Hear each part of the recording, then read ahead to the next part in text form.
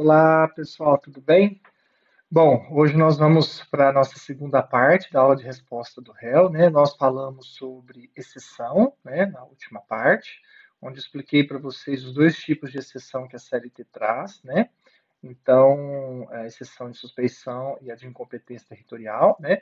Falei que a exceção de impedimento ela é possível, mas eu teria que usar o CPC, que as duas que a CLT prevê de suspeição e incompetência territorial. Falamos das regras do procedimento, né, dos prazos, né, e agora a gente vai falar da contestação. Né? Nós temos, lembra, três respostas: exceção, contestação e reconvenção. Então agora é o momento de a gente falar da contestação, né? Destacar os pontos mais importantes de uma contestação, né? A contestação, pessoal, é a peça mais importante da resposta. Tá? Por quê? Porque é a única peça que eu realmente vou discutir o mérito da causa. Então, toda vez que eu for fazer uma resposta, né, toda vez que o meu cliente réu é citado para responder uma ação, a contestação é a peça que jamais pode faltar, porque é a única peça das três que vai discutir efetivamente o mérito da causa, que vai entrar na discussão dos fatos e vai analisar. E aí o juiz, com base na contestação, na discussão dos fatos que ela traz, o juiz vai analisar se o réu, ao discutir os fatos com o autor, manteve o ônus da prova com o autor ou se ele atraiu o ônus da prova para ele. Tá? Então, a contestação é extremamente importante, porque ao contestar, o réu pode alegar um fato impeditivo, modificativo ou extintivo do direito do autor, e aí, consequentemente, ele atrai o ônus da prova para si. Né? É na contestação que o réu vai poder falar assim: olha, a hora extra não é devida porque eu paguei. Isso é um fato extintivo, o réu vai ter que demonstrar que pagou. Olha, a hora extra não é devida porque eu compensei. É um fato impeditivo, o réu vai ter que demonstrar que compensou. Né? Então, essas questões, as questões de fato, elas vão ser debatidas pelo réu na contestação. Só para vocês entenderem, nós temos três peças, né? Nós temos três medidas de resposta. A exceção, o que eu discuto mesmo na exceção? Irregularidades em relação ao juízo. Se o juiz é suspeito, se o juiz é impedido, se o juiz é incompetente territorialmente. Mas isso não entra no mérito. Eu não discuto o mérito da causa, eu estou discutindo um vício relacionado ao juízo. Tá? O que eu discuto na reconvenção? Na reconvenção é a possibilidade que o réu vai ter de cobrar uma dívida do autor. Por exemplo, o empregado, né, saiu da empresa gerando um prejuízo doloso, intencional, um prejuízo absurdo, né? E na rescisão, a empresa não pôde descontar porque a legislação permite que na rescisão se desconte no máximo o valor de uma remuneração do empregado. Então, vamos imaginar que o empregado ganhava 2.000 e ele gerou um prejuízo de 5.000. A empresa, cumprindo a lei, no momento da rescisão, ela só podia descontar o limite de 2.000, que é o limite da remuneração dele. Os outros 3.000 ela teria que cobrar na justiça. Né? Ou agora, quando o empregado ingressa com a ação, né, a empresa, ao responder, né, ao contestar, neste caso, ela tem a possibilidade de fazer a contestação com a reconvenção dentro dela. E na reconvenção, nesse pedido de reconvenção dentro da contestação, ou se a empresa quiser só fazer a reconvenção, não quiser contestar, é uma possibilidade, o objeto da reconvenção é cobrar essa dívida do autor.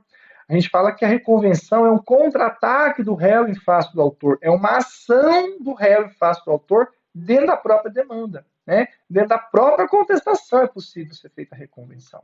Né? Então, se eu for reconvir, vamos imaginar, eu quero só reconvir, então eu não vou discutir fatos.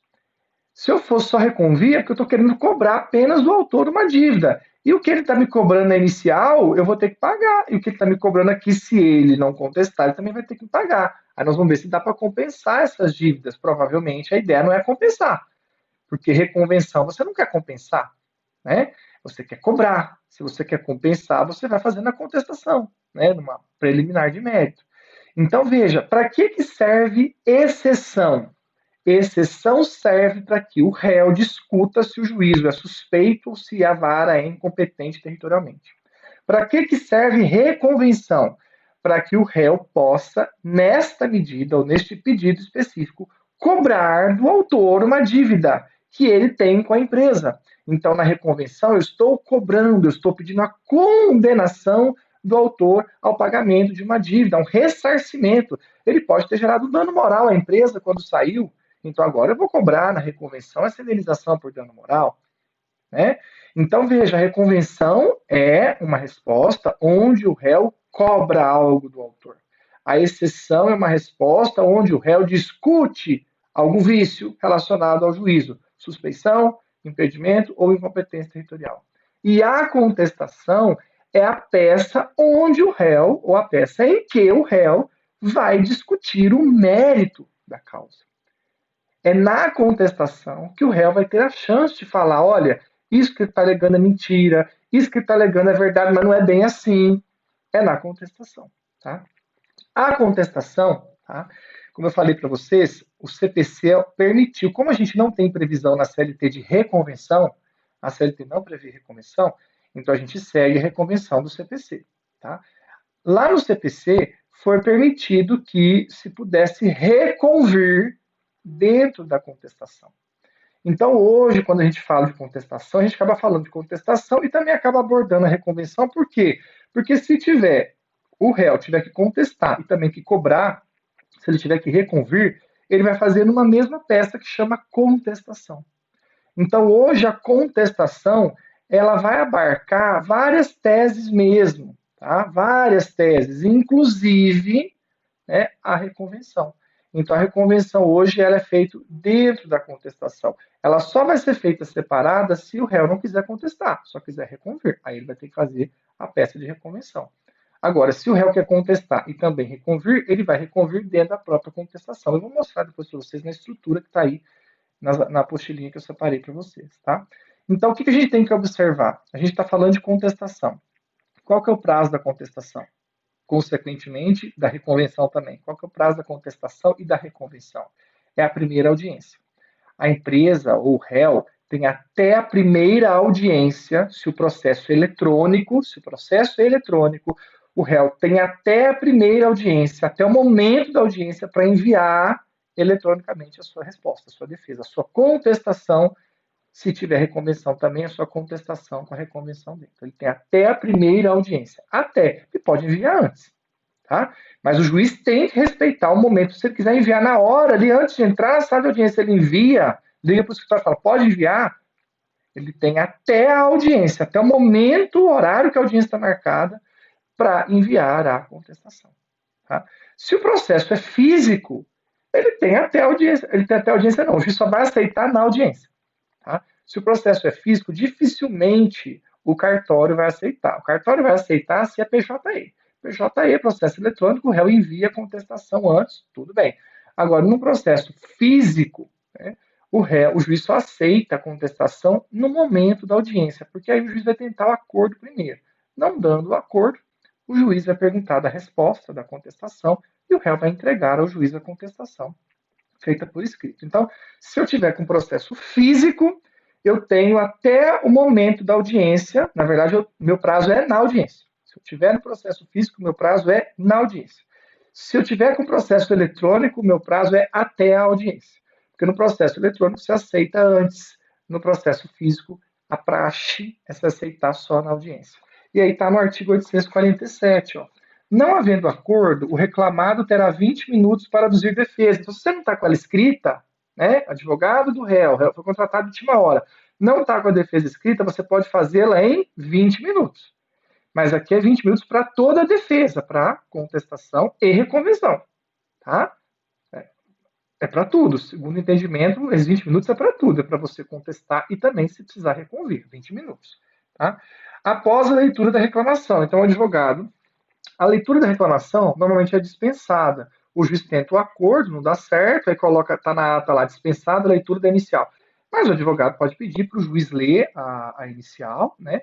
Para dar tempo de poder pensar na contestação. Eu nunca vi nenhum advogado fazendo isso, mas é uma estratégia. Se o advogado chegou lá, né, o normal é conversar com o juiz, falar, excelência, eu fui contratado hoje, né?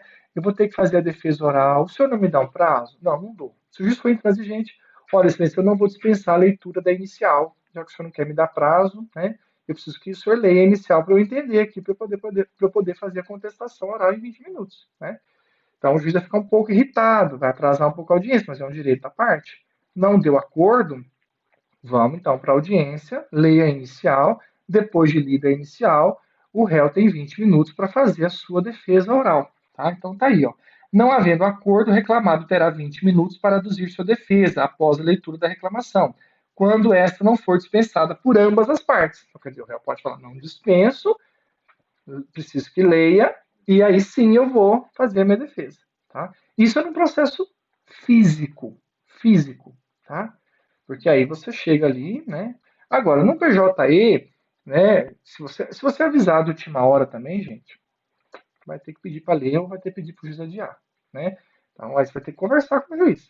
Avisou você de última hora, você foi para lá com a cara e com a coragem, vai ter que ler a inicial para você. Então, dependendo do processo físico ou eletrônico, mas você tem o direito de que seja lida a inicial para você, tá? Só que no parágrafo único ele fala, ó, a parte poderá apresentar defesa escrita pelo sistema do processo judicial eletrônico até a audiência. Então, veja, vocês estão vendo que no caput, ele fala que, não havendo acordo, o reclamado terá 20 minutos para aduzir sua defesa após leitura da reclamação, ou seja, na audiência. Então, o momento que a defesa vai ser entregue no processo físico é na audiência depois de lida a reclamação, se ela não for dispensada por ambas as partes.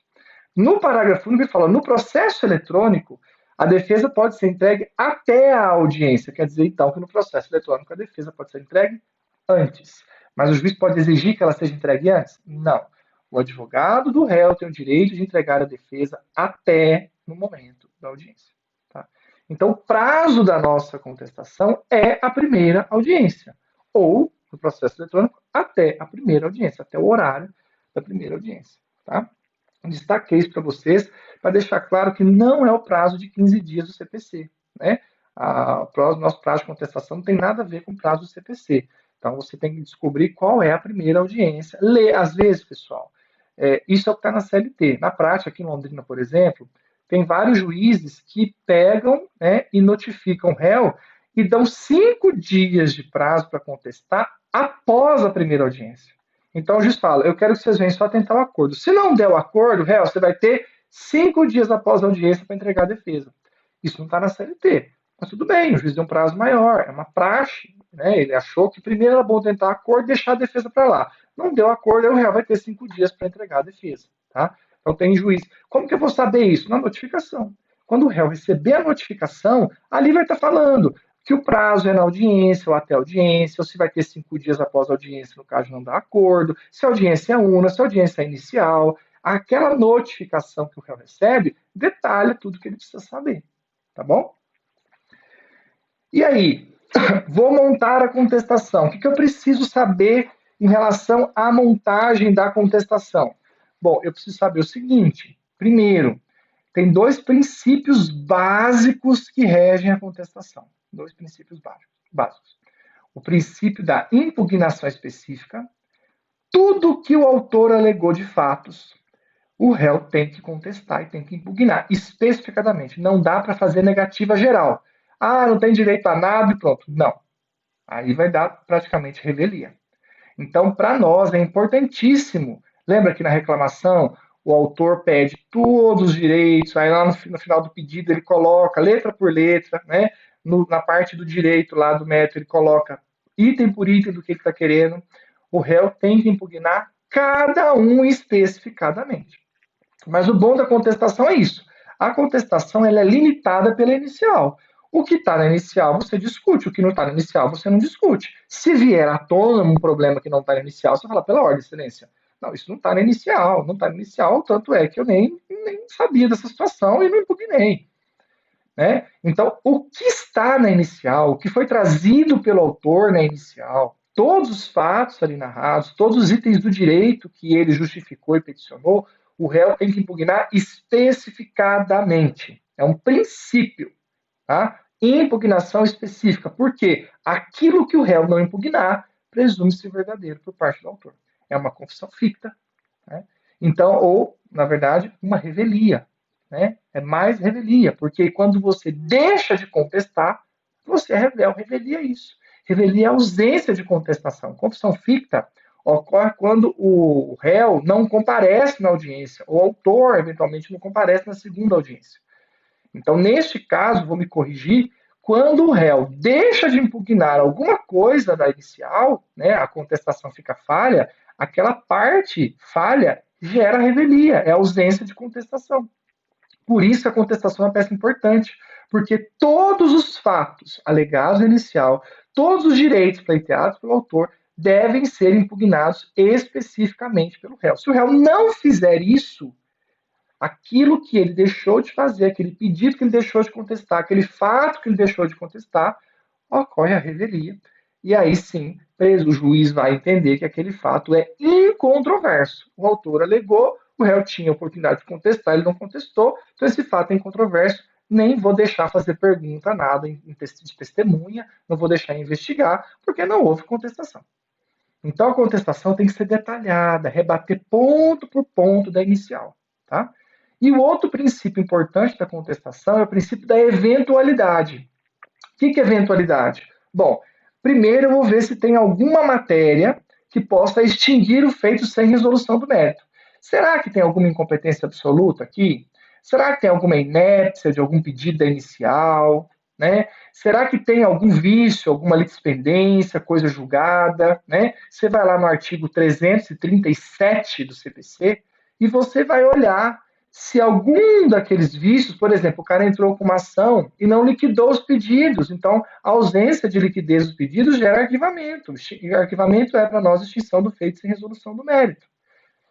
Então a primeira coisa, a primeira matéria que eu tenho que alegar na minha contestação são o que a gente chama de preliminares, né? Preliminares. Antes do mérito, antes de eu discutir o mérito, eu preciso ver se a inicial tem vícios, se a inicial respeitou as formalidades. Será que todos os requisitos da inicial foram respeitados?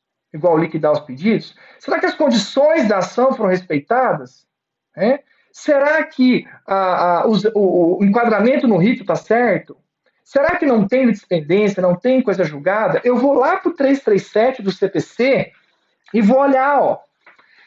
Incumbe ao réu, antes de discutir o mérito, alegar. Lá no 337 do CPC, você vai olhar, bom, vamos adequar, né, para trabalhista, que aqui está no CPC. Inexistência ou nulidade de citação. O réu recebeu a citação corretamente? Dentro do prazo? Teve algum prejuízo? Ele teve o mínimo de 5 dias para se defender, entre o recebimento da notificação e a audiência, teve no mínimo 5 dias. Se for fazenda pública, teve no mínimo 20 dias entre a notificação e a audiência. Foi no endereço correto. Porque se teve algum problema na citação, isso gerou prejuízo, você vai alegar, vai pedir a nulidade de citação. Né? Ou, no mínimo, as da prorrogação ou a redesignação da audiência. Tá? Então, você vai analisar se a citação está toda correta. Se teve um vício, mas você sanou, né, resolveu, não teve prejuízo, tudo bem. Incompetência absoluta e relativa. Relativa para nós não vale. Tá? Lembra, incompetência relativa para nós é incompetência em razão do território. Se tiver incompetência territorial, tem que alegar por meio de exceção, não é em preliminar na contestação. Então, aqui para nós, o 337, inciso 2, quando ele fala de incompetência relativa, para nós não. Eu não posso, no processo de trabalho, alegar incompetência relativa em preliminar de contestação. Se eu tiver, no caso, uma incompetência relativa, que é a incompetência razão do lugar, a vara do local está errado, eu tenho que alegar através de exceção de incompetência no prazo de 5 dias da notificação. Recebi a notificação, eu tenho 5 dias para fazer essa alegação. Tá? Agora, incompetência absoluta, sim. Eu até comentei com vocês na parte anterior. Incompetência absoluta, eu posso sim alegar na contestação em preliminar. Né? Se a matéria é trabalhista, se a função é aquela, se a vara é aquela competente para julgar, ou seja, se não é o TRT, não é o TST, se aquela ação é competência funcional da vara, se a competência da pessoa está certa, se a união pode ser processada ali mesmo, no seu trabalho, se aquele caso não é um caso estatutário, né? Então, eu tenho que analisar a competência, a razão da pessoa, da função e da matéria, principalmente a da matéria, que está no artigo 114, que nós já vimos da Constituição. Tá? Então, se eu tiver qualquer problema em relação à incompetência absoluta, onde que eu vou alegar? Em preliminar na contestação. É a primeira coisa que eu vou analisar antes de discutir os fatos. Eu tenho que analisar se a inicial tem algum desses vícios, porque se tiver, eu vou conseguir extinguir sem resolução. Né? Ou o pedido, às vezes é um pedido que está com vício. Né? É um pedido que a matéria é incompetente. Então, para aquele pedido, eu vou alegar e vou conseguir a extinção daquele pedido sem resolução do mérito. O resto da ação continua. Tá? Vou analisar se tem inépcia. Aqui fala inépcia da petição inicial. Para nós, o comum é a inépcia de um dos pedidos. Veja, a inicial tem vários pedidos, tem hora extra, tem intervalo, tem 13º, tem verbas decisórias, né? Tem dano moral, tem insalubridade, tem vários pedidos. Se algum desses pedidos for inépcia, o que é inépcia? Ou o pedido está sem causa de pedir, ou a causa de pedir não tem pedido. Eu peço dano moral, mas não falo de onde vem, não explico qual é o fato que gerou o dano moral. Então, o pedido de dano moral está inepto. Ou eu alego constrangimento, eu alego que a pessoa sofreu um constrangimento, mas eu não peço, no pedido eu não peço indenização por dano moral. Então a causa de pedir dano moral está inepta. Então aí eu vou alegar inépcia só do dano moral, não da inicial inteira. E aí só o dano moral vai ser extinto sem resolução do mérito, vai estar inepto.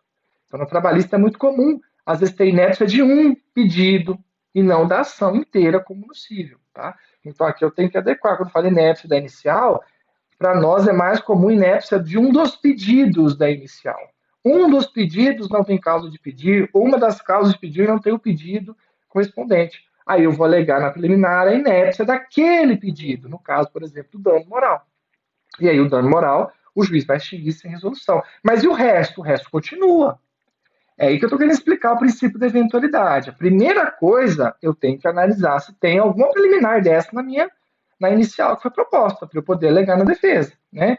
Perempção, lembra que nós falamos da perempção? Né? Se já foram duas ações arquivadas pelo reclamante ter faltado na primeira audiência, se essa for a terceira, tem que esperar 6 meses. Ele esperou 6 meses? Se ele não esperou 6 meses, eu vou alegar a perempção. Aí vai extinguir a ação inteira, porque o empregado já ajuizou a terceira ação seguida, sendo que as duas anteriores ele faltou na primeira audiência e deu causa ao arquivamento 2 vezes seguidas por faltar na primeira audiência. Então ele teria que esperar 6 meses para a terceira ação, ele não esperou. Né? Então aí tem perempção. Tá? Eu tenho que alegar e vai extinguir o feito inteiro. Tá? Litispendência, se tem um outro processo idêntico, discutindo as mesmas coisas em outra vara. Pode acontecer? Pode. Né? Discutindo algum pedido em outro processo, discutindo o mesmo pedido, está discutindo aqui, se aquele pedido está sendo discutido em outro processo está em andamento, aquele pedido tem dependência em relação a ele. Né? Coisa julgada, se já houve uma ação que transitou em julgado, que já encerrou, que discute os mesmos temas que essa, ou um tema que está sendo discutido aqui já foi discutido em outra ação. Esse tema não pode ser discutido novamente, porque em relação a esse tema ocorreu coisa julgada. Às vezes a coisa julgada da dependência não vai ser da ação inteira, às vezes é de uma parte. Às vezes o reclamante, na hora de propor uma outra ação, ele comeu barriga e repetiu o mesmo tema. Aí aquela segunda ação, aquele tema que está repetido da primeira, se a primeira ação, a outra ação está em andamento, é litispendência. Lembra? Litispendência ocorre quando o réu, contra o autor em face do mesmo réu, faz um pedido idêntico que foi feito num outro processo que ainda está em andamento. Aí essa segunda ação, esse pedido da segunda ação, tem que ser extinto sem resolução, porque já está sendo discutido em outro processo, em razão da litispendência dele. Agora, se o outro processo já foi julgado, transitou em julgado, e o autor propôs uma segunda ação e bobeou e colocou o mesmo pedido que já tinha lá, né, este pedido que já tinha sido julgado na outra ação, ele tem que ser extinto sem resolução do mérito, porque em relação a ele ocorreu coisa julgada, ele já foi julgado no outro processo. Você tem que olhar tudo isso, você tem que verificar, né, conexão, mesmas partes, mesmo objeto de discussão, né, incapacidade da parte, defeito de representação ou falta de autorização, verificar se a parte foi devidamente representada com advogado ou não, né? Apesar dela poder ter o justo postulante, dela não precisar de advogado, mas às vezes o advogado que assinou, né? Então aí tem que ver se ele tem a procuração, tá? Convenção de arbitragem, verificar se o autor e o réu fez uma convenção de arbitragem. Lembra que as pessoas que ganham mais que 2 vezes os empregados, perdão, que ganham mais que 2 vezes o teto da previdência, os empregados que ganham mais que 2 vezes o teto da previdência, né? Eles podem negociar com o patrão a cláusula de arbitragem. E aí nessa cláusula de arbitragem, tá?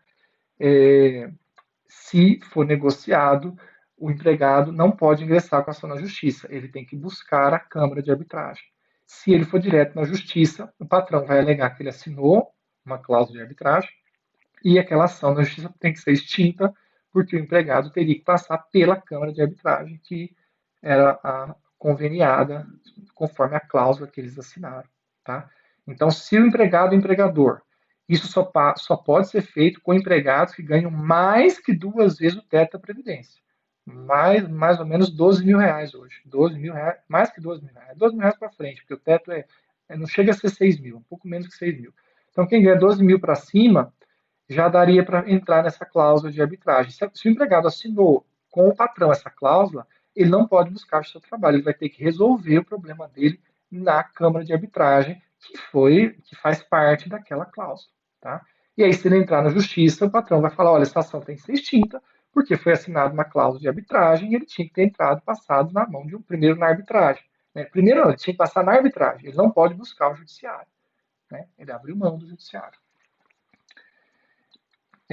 Isso com a reforma trabalhista pode, tá, gente? Mas só para quem ganha mais que 2 vezes o teto da Previdência. A ausência de legitimidade e interesse processual, isso aqui é falta de condição da ação, né? Então, faltou condição da ação, gera extinção também, sem resolução. Falta de caução já não. Indevida concessão da justiça gratuita, então se o réu vê que o autor é rico, tem dinheiro, tem condições de pagar, ganha um bom salário, né? Então aí vai ser indevida a assistência judiciária gratuita, tá? Então veja, são aí 13 incisos, desses 13, pelo menos uns 10, 11, a gente conseguiria aplicar aqui no processo do trabalho. Tá? Então, veja, antes de discutir o mérito, eu preciso analisar a preliminar. Isso é princípio de eventualidade. O princípio de eventualidade é isso. Olha, excelência, antes de discutir o mérito, tem um pedido aqui que é inepto. Esse dano moral aqui é inepto. Então, antes de discutir o mérito, eu quero que o senhor extinga sem resolução esse dano moral. Ou a ação inteira é inepta, não tem pedido nenhum no final, só tem pedido de procedência, não houve especificação dos pedidos. Então, eu quero a inépcia da inicial. Tá? Mas, caso Vossa Excelência assim não entenda, isso é eventualidade. Isso é eventualidade. A possibilidade do réu alegar várias possibilidades de defesa. Mas, caso Vossa Excelência assim não entenda, eu quero alegar uma prejudicial de mérito, ou seja, o que é prejudicial de mérito? A prescrição.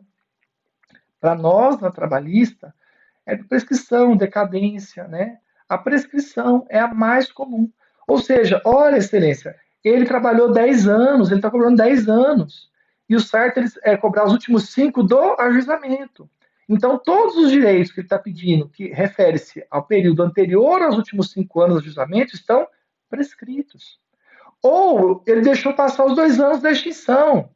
Ele está reclamando, já faz 3 anos que o contrato foi extinto, então houve prescrição total. Todos esses direitos aqui já prescreveram. Ele pode cobrar na ação, mas a pretensão está prescrita, ele deixou passar o prazo. Lembra que eu expliquei para vocês? Prescrição, decadência, pretensão, perempção, né? Preclusão. Então você vai alegar prescrição em prejudicial de mérito. Por quê, professor? Qual que é a diferença de preliminar para preliminar de mérito? Porque preliminar de mérito é sinônimo de prejudicial de mérito. Preliminar, o efeito dela é extinguir o feito ou um dos pedidos que você está alegando vício sem resolução do mérito. Então, quando você alega uma preliminar, qual que é o efeito de alegar uma preliminar? Que aquele pedido que você está falando que está com vício, ou a ação inteira que está com vício, será extinta sem resolução. Vai permitir que o autor promova uma outra ação depois corrigindo esse erro. Tá? A preliminar de mérito ou a prejudicial de mérito, ela é uma matéria de direito, também estou discutindo antes do mérito, efetivamente. Tá? Só que se o juiz acolher, ele extingue com resolução do mérito. Então, o efeito das preliminares está no artigo 485 do CPC. Extinguir sem resolução. Aquilo que a gente consegue alegar matérias de direito. O que é matéria de direito? São vícios. São vícios formais da inicial. A inicial tem um vício grave ali, formal. Esses do 337 que nós comentamos. Ou o rito está inadequado, o pedido não foi liquidado, né? Não cumpriu as condições da ação. Então, primeiro de tudo, eu tenho que analisar toda a inicial.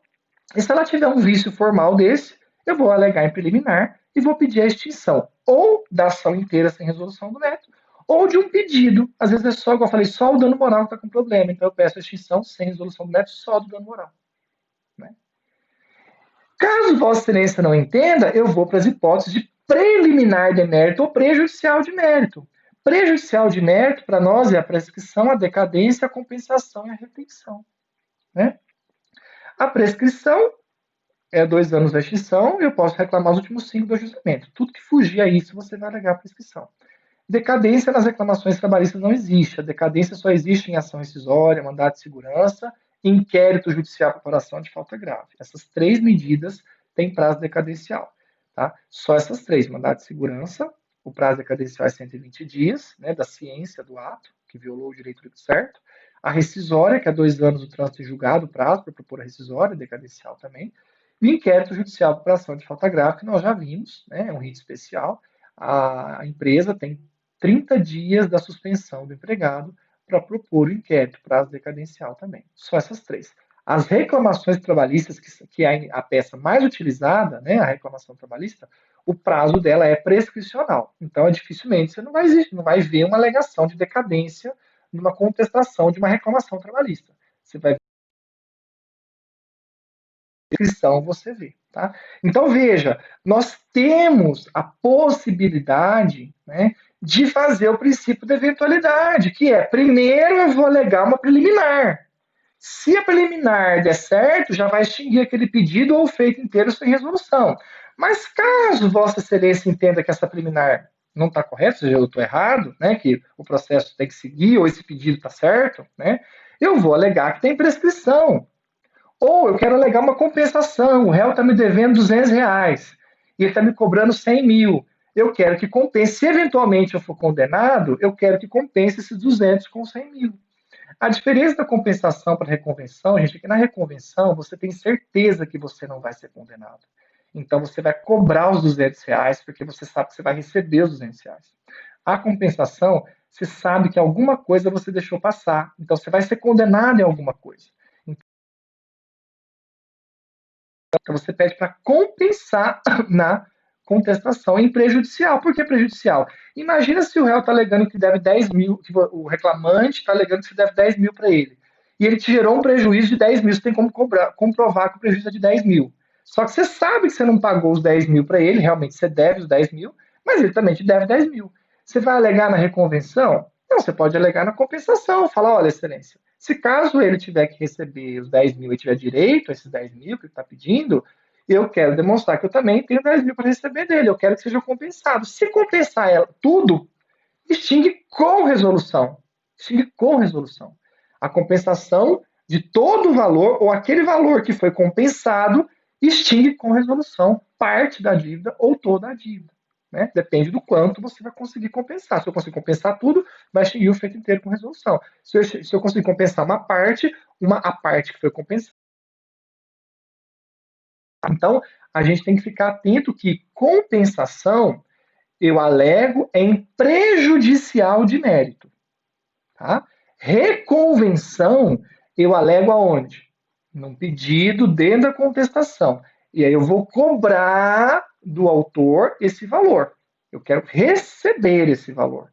Né? Então, quando eu sei que eu tenho que pagar alguma coisa, o normal é alegar em compensação, mas se o valor é pequeno. Agora, quando eu sei que eu quero receber, eu vou alegar em reconvenção. Professor, eu posso fazer os dois? Eu tenho um valor grande para receber em reconvenção, mas eu também sei que eu vou pagar alguma coisa na contestação. Ok, você pode compensar uma parte na contestação, na preliminar de mérito na contestação.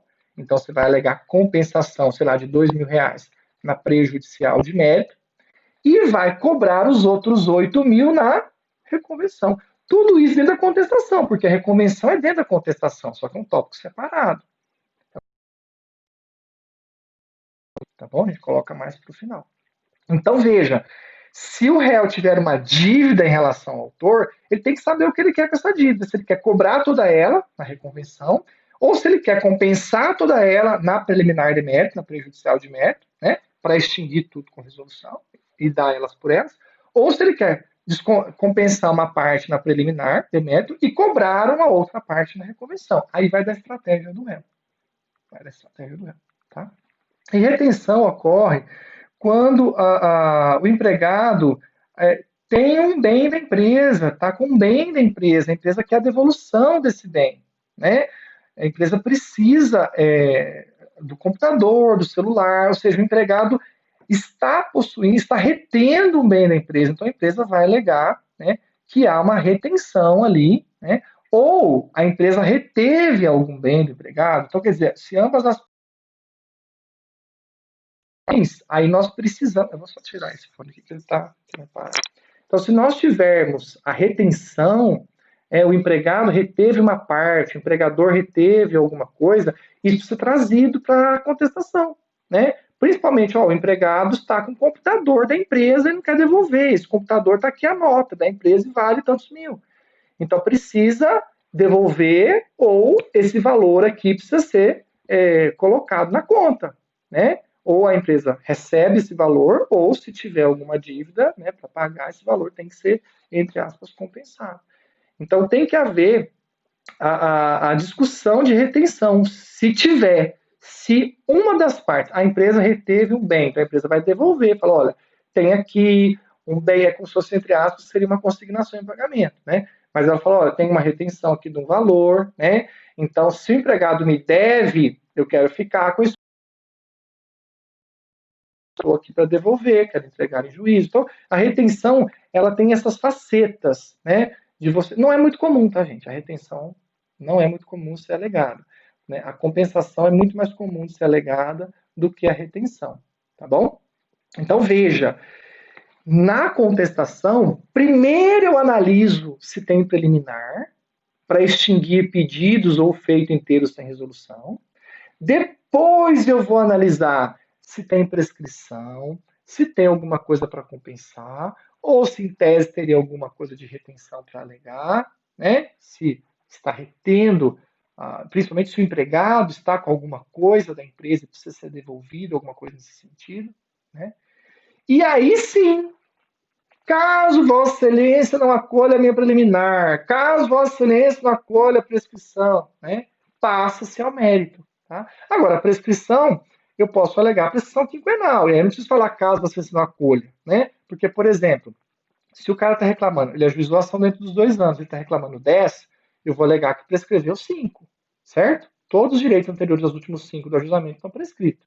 Aí eu vou colocar, olha, considerando a prescrição, ou mesmo considerando a prescrição, passa a contestar o mérito. Por quê? Porque eu aleguei preliminar, eu aleguei prescrição, mas a prescrição que eu estou alegando é parcial, não vai prescrever o feito inteiro, né? Então, mesmo que o juiz acolha a minha prescrição parcial, eu tenho que discutir essas questões dos últimos 5 anos, porque os últimos 5 anos do ajuizamento o empregado tem direito.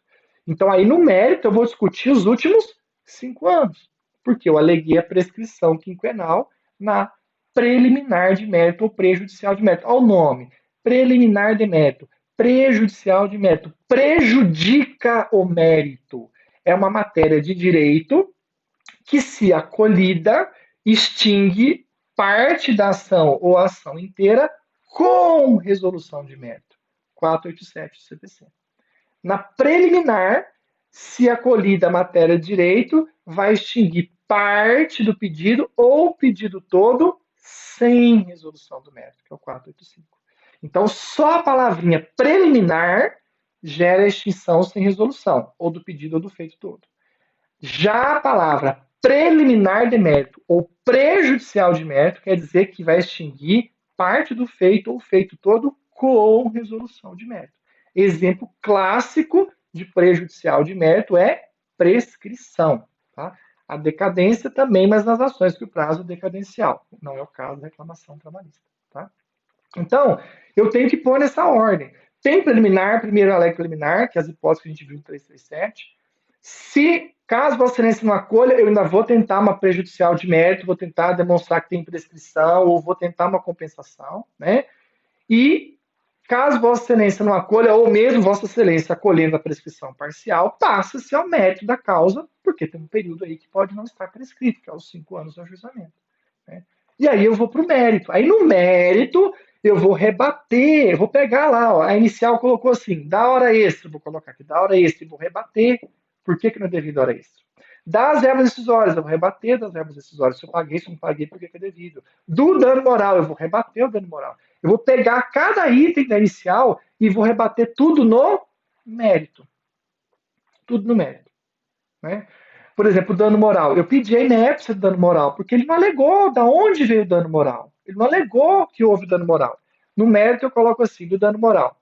Em que pese o dano moral ser inepto, porque não há causa de pedir em relação ao mesmo, a reclamada deixa claro que jamais gerou qualquer tipo de constrangimento ao reclamante. Jamais gerou qualquer tipo de constrangimento ao reclamante. Entendeu?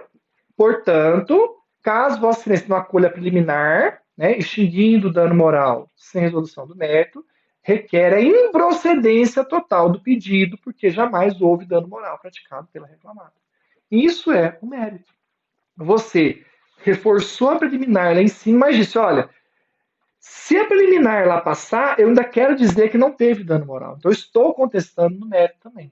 Porque, gente, a falta de contestar o mérito é o que gera revelia.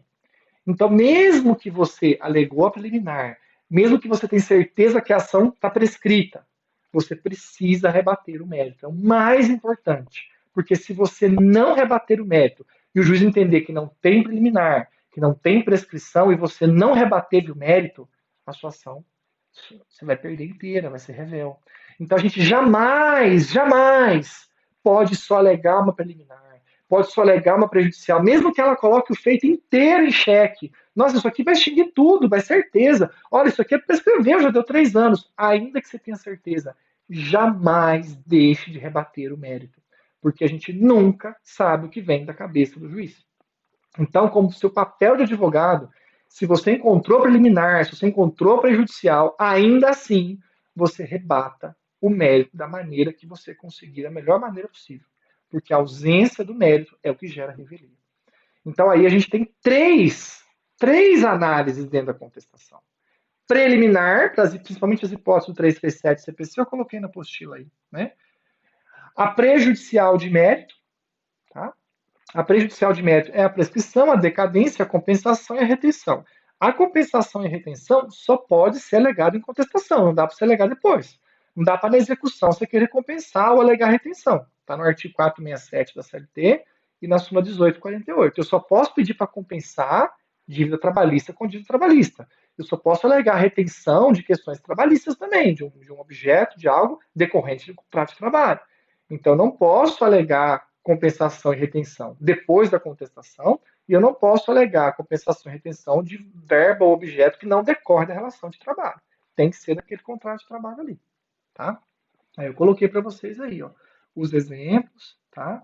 Defesa de mérito, que é o mérito mesmo, né? Reclamante pode desistir da ação após apresentada a contestação? Nós já falamos isso, né? Reclamante, ele apresentada a contestação pelo réu, apresentada a contestação, o reclamante não pode desistir sem a anuência do réu, né? Eu expliquei essa questão para vocês em aula anterior. Então, se o réu apresentou a contestação, o reclamante precisa da anuência dele, tá? Aí coloquei o artigo que nós já falamos, né?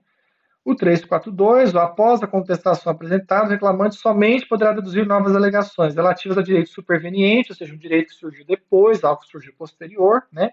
Competir ao juiz conhecer de ofício, como no caso da decadência, que não é o caso das reclamações trabalhistas, porque as reclamações trabalhistas o prazo é prescricional, né? E quando a lei permitir. Então, quando a lei autorizar, mesmo o réu já tendo apresentado a defesa, o reclamante pode modificar o direito se a lei autorizar, tá bom? Então, aí é a legislação autorizando. E aí, pessoal, deixa eu ver quanto tempo. Eu vou parar a aula agora e vou fazer uma terceira parte, para não ficar muito extenso. Nessa terceira parte, nós vamos falar da reconvenção, tá? Algumas regras da reconvenção, e aí eu vou mostrar uma contestação para vocês, uma estrutura, né? Para a gente ver como que essas matérias, preliminar, prejudicial, mérito, como que elas são dispostas dentro de uma estrutura da contestação, tá bom? Então já deu 40 e poucos minutos aqui, para a gente não ficar extenso demais, eu vou parar e aí a gente vai fazer a terceira parte dessa aula, tá bom? Até mais.